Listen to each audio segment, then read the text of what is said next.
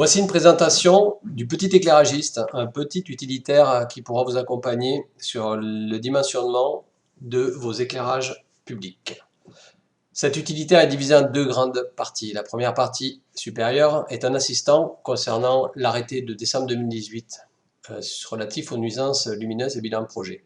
La deuxième partie inférieure est un assistant qui vous aidera à dimensionner et choisir les classes, si vous en avez besoin, de vos éclairages concernant la 13201. On va commencer par remplir les informations du projet.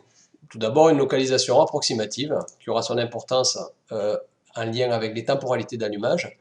Vous choisissez la ville la plus proche de votre opération. On va prendre un projet à proximité de Marseille. Vous indiquez la surface utile considérée hors abord, telle que définie dans l'arrêté. On va partir sur une surface d'étude de 6000 m². Et on va commencer à remplir le nom des lanternes, indiquer les températures de couleur, les puissances, les flux et le nombre d'appareils qu'on a prévu dans notre projet.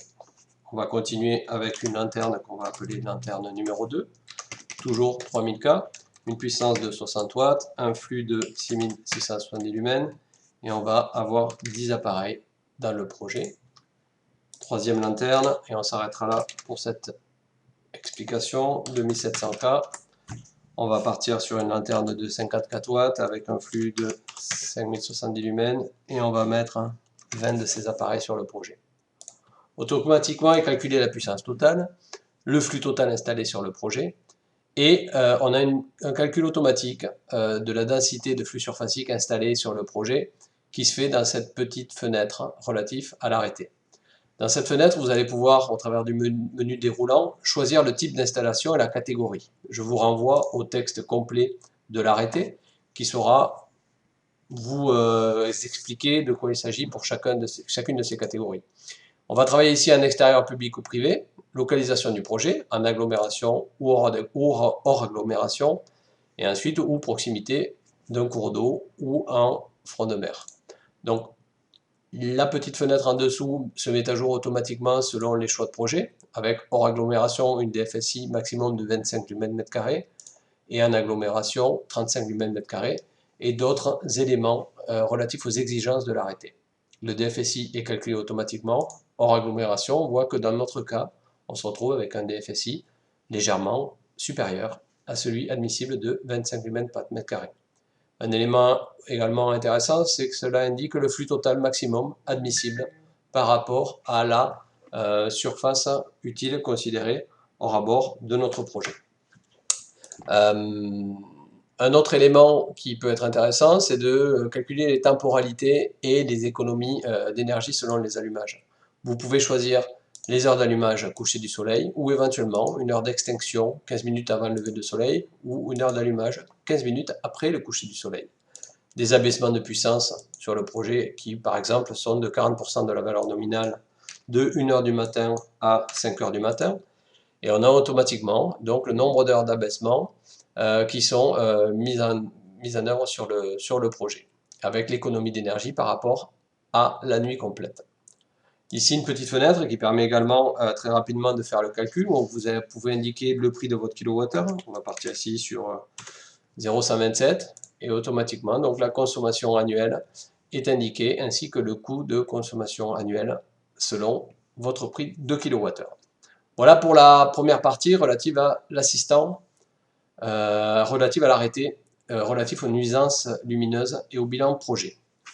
La deuxième partie inférieure, l'assistant norme 13201, vous permettra de vous aider à dimensionner les classes. Toujours compliqué de se retrouver sur la 13201 lorsqu'on a des demandes vraiment spécifiques là-dessus. Cette première fenêtre indique donc les objectifs selon les critères de la 13201. Vous allez pouvoir choisir votre classe et votre type de voie, pardon. On va prendre ici une voie desserte urbaine, donc des critères qui se mettent à jour puisqu'ils sont liés à la 13201 concernant les vitesses de déplacement. Donc on va revenir sur une voie urbaine de desserte.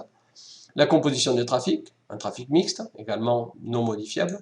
La densité du trafic que vous pourriez estimer, on va partir sur moyenne, une ambiance lumineuse forte, une charge mentale faible à normale, le revêtement de chaussée qu'on va laisser à une valeur standard, mais qui peut être modifiable.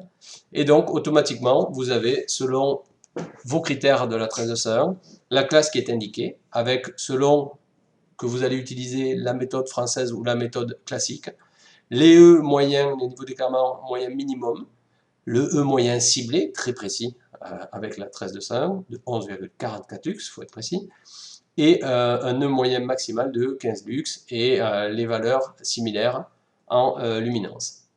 Un autre élément qui peut être très intéressant, si vous voulez dimensionner votre projet d'éclairage, et que l'objectif recherché est de 10 lux. Je ne rentre pas dans le détail de pourquoi, mais vous voulez classer cette voie.